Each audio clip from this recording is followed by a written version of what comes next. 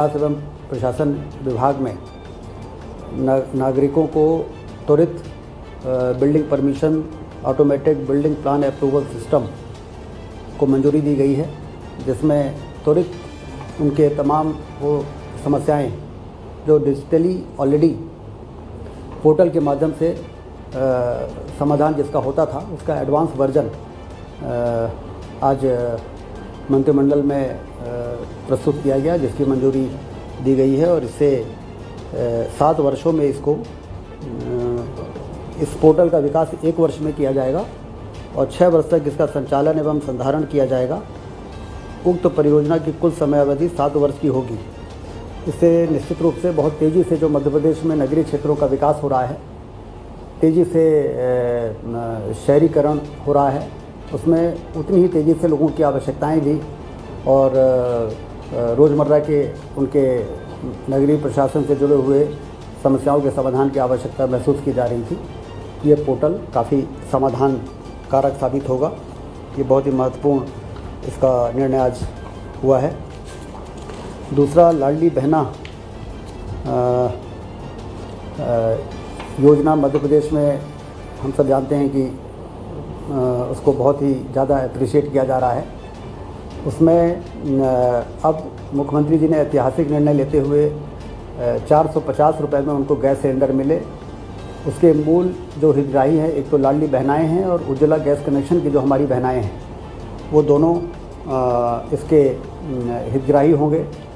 कल टीकमगढ़ से वर्चुअली उन्होंने इसकी लॉन्चिंग की है।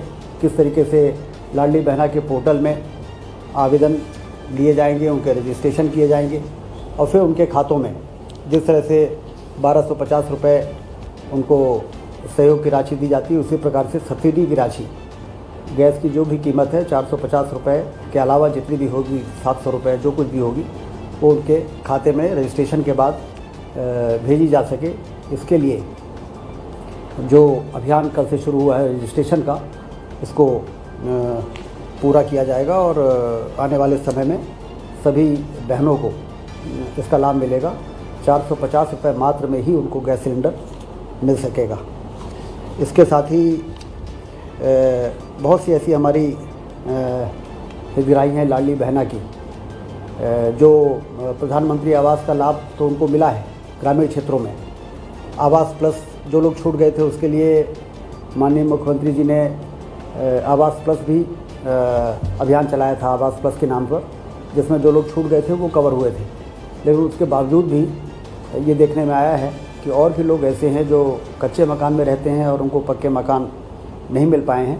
तो आज के कैबिनेट में मुख्यमंत्री जी ने ये फैसला किया है कैबिनेट में कि उनको भी चिन्हित किया जाएगा और उनको भी प्रधानमंत्री आवास योजना का पात्र बनाकर जो लाडली बहनाएँ हैं ग्रामीण क्षेत्रों में उनको इसका लाभ दिया जाएगा। इसके साथ ही एक बहुत ही महत्वपूर्ण योजना लॉन्च की है, किसान मित्र योजना। स्थायी कनेक्शन किसानों को देने के लिए 200 मीटर तक की दूरी के लिए यदि 3 लाख रुपए खर्च होता है लगभग, तो उसमें से आधी राशि किसान को देनी है, 40% राशि राज्य शासन देगा और 10% राशि वितरण कंपनी जो है बिजली विभाग की वो इसको बियर करेंगी।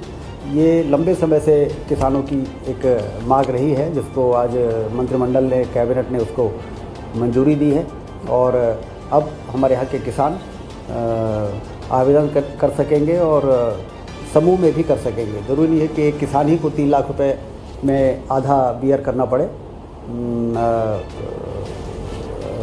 तो 4-5 किसान मिल के आवेदन कर सकते हैं और उसमें यदि 3 लाख रुपए में 50% है तो 4-5 लोगों में वो बटेगा, तो एक आसानी से स्थायी कनेक्शन उनको प्राप्त हो सकेगा। किसान मित्र योजना की भी आज यहाँ पर मंत्रिमंडल ने मंजूरी दी है, उसको शुरुआत की है।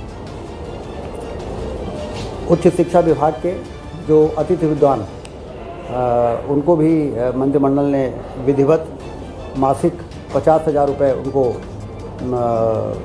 मानदेय मिलेगा और कार्य दिवस के आधार पर नहीं, मासिक आधार पर। और उनको एक सुरक्षा का भाव रहेगा कि आने वाले समय में जब तक उनका रिटायरमेंट नहीं होता उनकी जो सेवा है वो जारी रहे। ये विशेष तौर से कैबिनेट ने इसको आज मंजूरी दी है।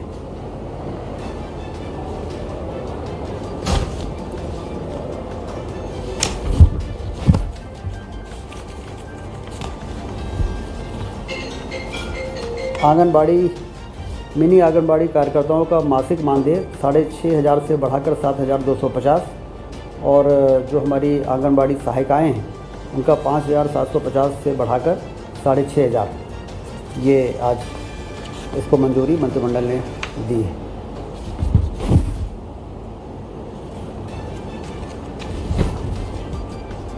मुरैना जिले आया जाए तो 31वां ये चिकित्सा महाविद्यालय है जिसको आज सैद्धांतिक रूप से मंजूरी दी गई है। चिकित्सा के क्षेत्र में डॉक्टर ज़्यादा से ज़्यादा हमारे पास उपलब्ध रहें और हमारे प्रदेश के नागरिकों को इलाज के लिए प्रदेश के बाहर ना जाना पड़े, जिलों में ही उनका इलाज ठीक प्रकार से हो सके। इस दिशा में जो सरकार की मंशा है उस कड़ी में ये महत्वपूर्ण निर्णय आज ये लिया गया है।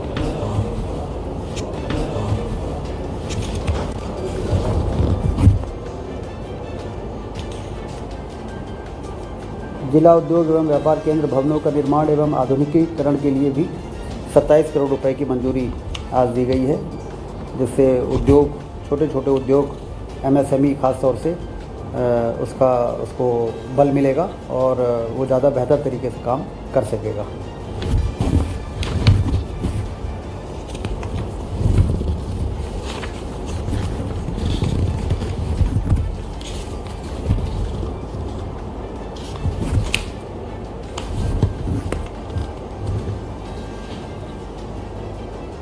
भारत सरकार की सौर ऊर्जा पार्क परियोजना के अंतर्गत ultra mega renewable energy power park mode में 1400 मेगावाट का मुरैना एनर्जी स्टोरेज आधारित हाइब्रिड पार्क के लिए रम्स सौर पार्क परियोजना विकसित किए जाने हेतु मंत्रिपरिषद के द्वारा अनुमोदन प्रदान किया गया है। ये बहुत ही महत्वपूर्ण निर्णय आज हुआ है क्योंकि हम सब जानते हैं कि ऊर्जा को संरक्षण करना का विषय हमेशा से रहता था कि ऊर्जा यदि है और हमें अभी आवश्यकता नहीं है तो उसको हम स्टोर यदि कर सकें तो जब हमें आवश्यकता होगी तो हम उसका उपयोग कर सकते हैं। तो ये सोलर प्लांट तो मध्य प्रदेश में काफ़ी तेज़ी से लगाए गए हैं, लेकिन ये सोलर पार्क अपने आप में एक अलग तरह का है जिसमें स्टोरेज की भी व्यवस्था रहेगी और ये एक नया मॉडल के रूप में मध्य प्रदेश में इस परियोजना को आज मंजूरी दी गई है।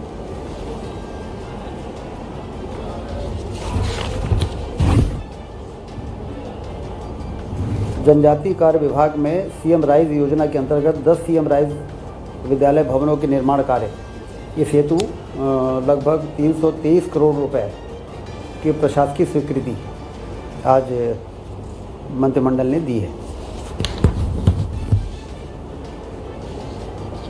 मध्य प्रदेश के मुख्यमंत्री शिवराज सिंह चौहान जी की विशेष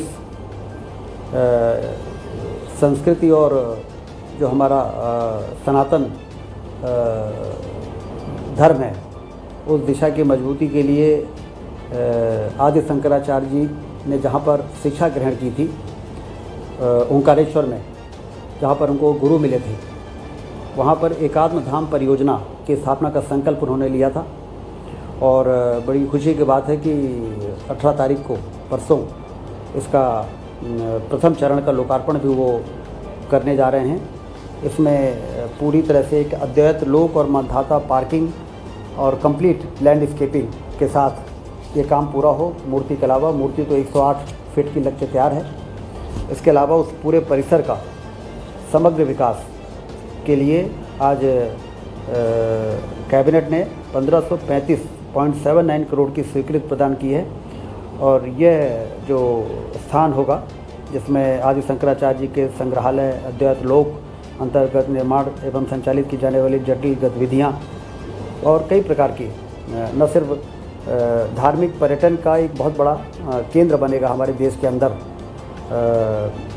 बल्कि दूसरी ओर हमको ये भी एहसास कराएगा कि हमारे देश की जो सबसे बड़ी ताकत है, जो अद्वैत का सिद्धांत प्रतिपादित किया था आदि शंकराचार्य जी ने, उसको न सिर्फ हमने उसका संरक्षण किया बल्कि हमने उसका संवर्धन भी किया है, जिससे बेहतर तरीके से माननीय मुख्यमंत्री जी की विशेष इस दिशा में रुचि रही है कि आने वाली पीढ़ी को हमारी ये जो सनातन संस्कृति जो हमारी ताकत है वो ट्रांसफ़र हो नई पीढ़ी में, और नई पीढ़ी भी अपनी इस विरासत के साथ आगे बढ़ सके। तो इस दिशा में 1535.79 करोड़ की स्वीकृति आज कैबिनेट ने दी है। बायोटेक्नोलॉजी पार्क का स्थापना नीमच जिले में किया जाएगा। इसका भी अनुमोदन आज यहाँ पर किया गया है। इसके लिए जो आवश्यक बजट है 1998 लाख का, उसका प्रावधान किया जाएगा।